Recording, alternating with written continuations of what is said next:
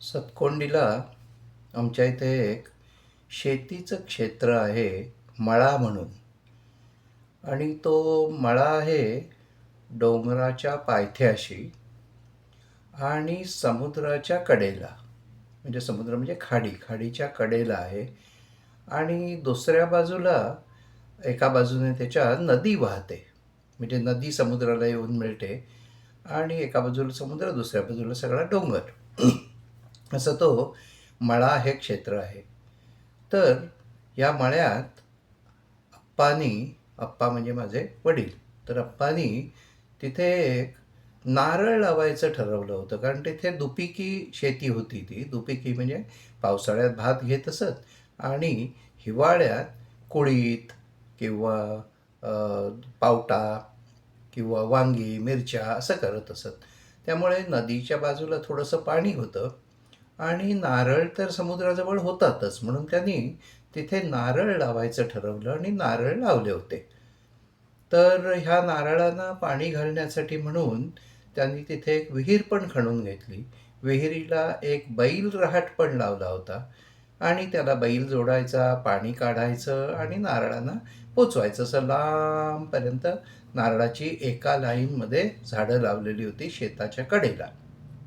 तर ह्या झाडांना ते दर शनिवारी किंवा आठवड्यातून 2दा असे ते पाणी घालायला जायचे. आणि असे पाणी घालायला असेच एकदा गेले होते. 1962 वर्ष होतं हे. आणि पाणी घालायला पाणी सोडलं पहिल्या नारळाच्या इथे. आणि ते पहिल्यातून दुसऱ्यात, दुसऱ्यातून तिसऱ्यात आणि तिथून शेवटी 20व्या नारळापर्यंत पोचायचं. पण मध्ये ह्या नारळातून त्या नारळाच्या बुंध्यात पाणी जाताना तिथे कुठे पानं पडलेली, कुठे पालापाचोळा असं काही ना काहीतरी येऊन राहायचं. त्यामुळे पाणी अडून राहत असे. आणि आठवड्यातून 2दा पाणी म्हटलं तर ते अडून असं राहणारच. तर माझे वडील अप्पा हे पाणी घालताना पाणी पुढे जायला हवं म्हणून काय करायचे, तर ते पायाने पुढे पुढे पालापाचोळा बाजूला करायचा आणि पुढे पुढे पाणी सरकवीत न्यायचं. असं शेवटच्या नारळापर्यंत करायचे. तर असं करताना अचानक त्यांचा पाय, त्यांना समजलं नाही, पण ह्या पाल्यापाचोळ्यात एक फुरसं नावाचा साप असतो कोकणात, फुरसं. तर ताबडतोब मनुष्य मरत नाही, पण मात्र मरू शकतो. म्हणजे मनुष्य मरू शकतो, इतका विषारी असतो आणि जहर विषारी असतो. साप काही फार मोठा नसतो, 1 फूटभर लांबीचा साप असतो, छोटा.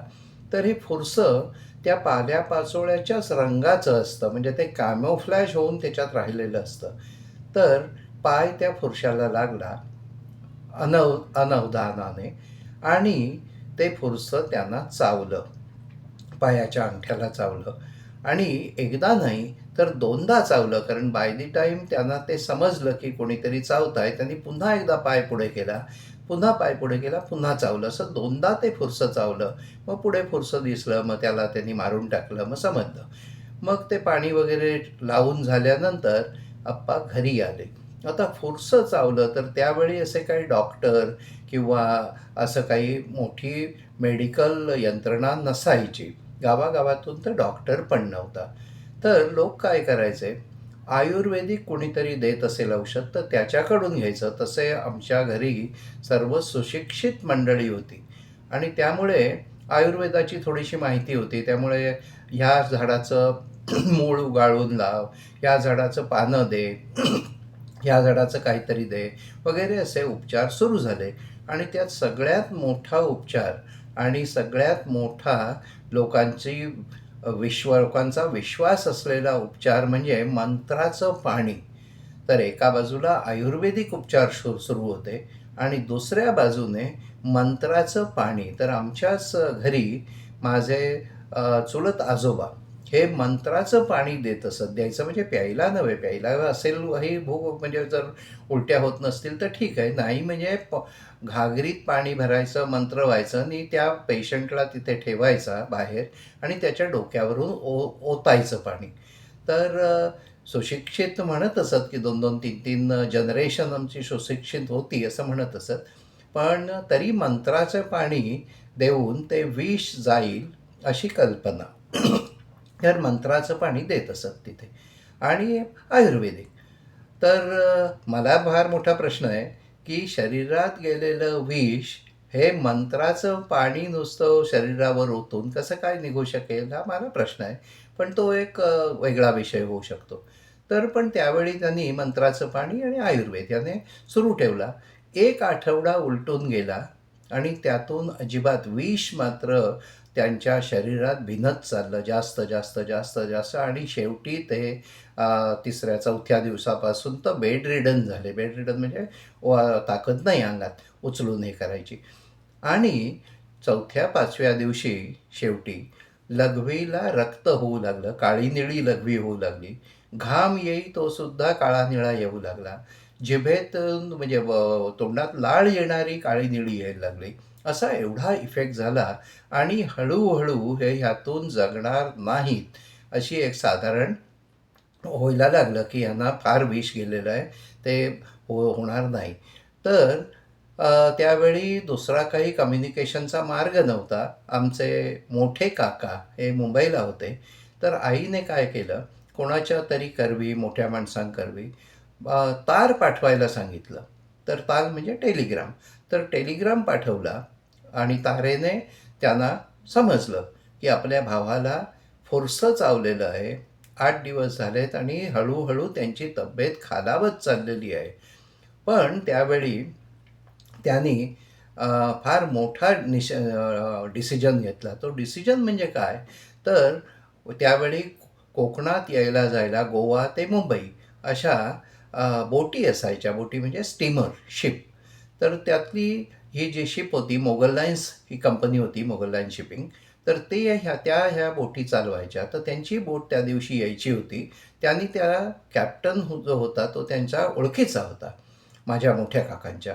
त्यांनी त्याला सांगितलं की असा माझा भाऊ आहे, त्याला साप चावलेला आहे, फुरसं चावलेलं आहे.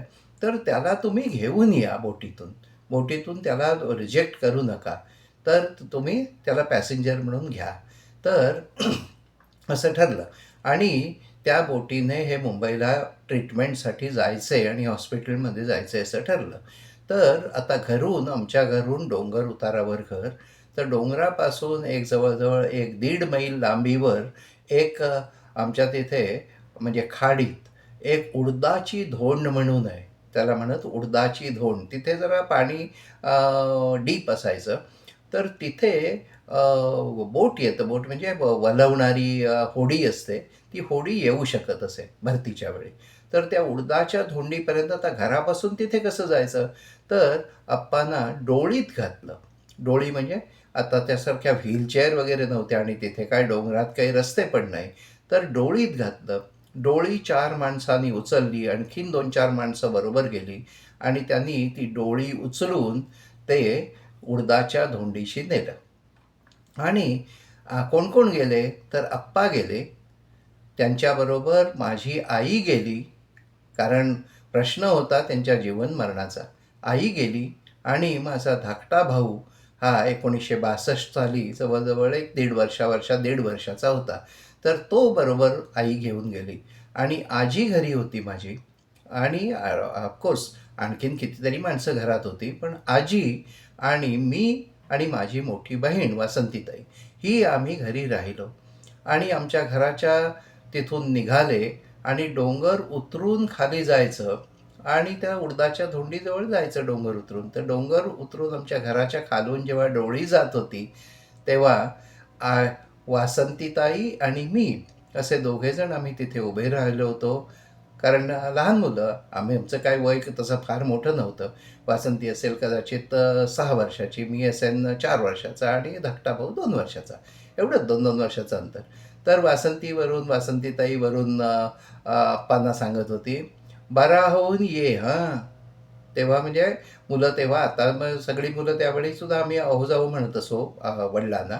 पण त्यावेळी ती लहान होती 6 वर्षाची आणि जास्त लाडाची होती. म्हणून ती म्हणाली, "अप्पा बरा होऊन ये हां." म्हणजे आम्ही एक ती आस ठेवलेली होती की बरे होऊन येतील परत. आणि ते उडदाच्या दोंडीच्या इथून वलवणाऱ्या होडीतून, होडीला कव्हर नाही, काही नाही, त्यात त्यांनी बसवलं आणि तिथून ते जयगड ह्या बंदरात गेले. म्हणजे एक जवळ-जवळ तास, दीड तासाचे वलवून होडी नेली. जयगड बंदरात गेले. मग रात्री 11-12 वाजता बोट आली. बोटीत त्यांना चढवलं वरती. त्या कॅप्टनने सांगितलं, की "असू दे, पेशंट सीरियस आहे, पण येऊ दे, हरकत नाही. मी जबाबदारी घेतो." आणि म्हणून त्यांना मुंबईला घेऊन गेले. मुंबईला त्यांना सायन हॉस्पिटलमध्ये ॲडमिट केलं. सायन हॉस्पिटल हे गव्हर्नमेंट हॉस्पिटल आहे. तर तिथे ॲडमिट केलं. विशेष काही पैसे लागलेले नाही. तिथे हॉस्पिटलमध्ये ठेवले त्यांना आणि डॉक्टर म्हणाले, थोडे आधी आले असते तर बरं झालं असतं. आता जरा विष जास्त भिनलेलं आहे. पेशंटची प्रकृती खालावत चाललेली आहे." पण तिथेसुद्धा माझ्या मोठ्या काकांचे कोणीतरी डॉक्टर फॅमिली म्हणजे डॉक्टर बिरादरीतले डॉक्टर ओळखीचे होते. त्यांना सांगितलं, की असा-असा माझा भाऊ आहे, गावातून साप चावून इथे आलेला आहे. मग त्यांनी त्यांची स्पेशल केअर केली, औषधं झाली, सलाईन लावलं आणि एक 7-8 दिवसांनी त्यांना डिस्चार्ज मिळाला आणि बरे झाले. पण केवळ मुंबईला गेले म्हणून बरे झाले, नाहीतर ह्या फोर्सचं चावून मनुष्य जाऊ शकतो आणि त्याचा इफेक्ट नंतर त्यांच्यावर बराच दिवस राहत होता. कसा इफेक्ट राहिला तर सगळे केस गेले, स्किनवरती काही चट्टे पडायचे वगैरे, वगैरे. हे सगळे त्या विषाचे परिणाम होते नंतरसुद्धा, म्हणजे side effect after many years. तर एक आठवडा सायन हॉस्पिटलमध्ये तिथे त्यांना ट्रीटमेंट मिळाली आणि मुंबईला गेल्यामुळे ते बरे झाले. तर मोठे काकांनी त्यांना पुढाकार घेऊन तिकडे नेले. माझी आई बरोबर गेली आणि जसं वासंतीताईंना त्यांना सांगितलं होतं, "बरा होऊन ये हां," असं सांगितलं होतं. तर खरोखरच अप्पा बरे होऊन घरी परत आले. तर हे फुरसं 1 फुटाचं असं हे तुम्ही जरी चांगलं काम करीत असाल शेतात वगैरे, तरीसुद्धा तुम्हाला ते भोवू शकतं. तुमच्या जीवाशी येऊ शकतं. पण त्याला काही पर्याय नसतो. कारण तुम्ही जर ते नाही काम केलं, तर तो आणि तिथे आलेला ते सगळे साप वगैरे हे कॅमोफ्लॅज असतात. कॅमोफ्लॅज म्हणजे ते झटकन दिसून न येण्याचं निसर्गाने त्यांना तसेच बनवलेले असतात. पालापाचोळ्याच्याच रंगाचे ते असतात. तर ह्या सापाला म्हणतात फुरसं आणि हा हळू याचं विष स्लो डेथ गिव्हिंग. याच्या आधीची मी एक गोष्ट सांगितली होती सापाची, की साप चावला म्हणजे साप म्हणजे नाग. नाग जर चावला तर अर्धा तास, 1 तास, 2 तास, मॅक्सिमम 2 तासात मनुष्य इहलोकी जाईल म्हणजे निघून जाईल. पण स्फुरसं हळू पण मनुष्य मरू शकतो. तर अशी ही सापाची गोष्ट जी आमच्या लहानपणापासून माझ्या आठवणीत आहे आणि अजूनही मला ते शब्द माझ्या वासंतीताईचे आठवतात. "बरा होऊन ये हां." तर फुरसं चावल्याची ही गोष्ट तुम्हाला सांगितली.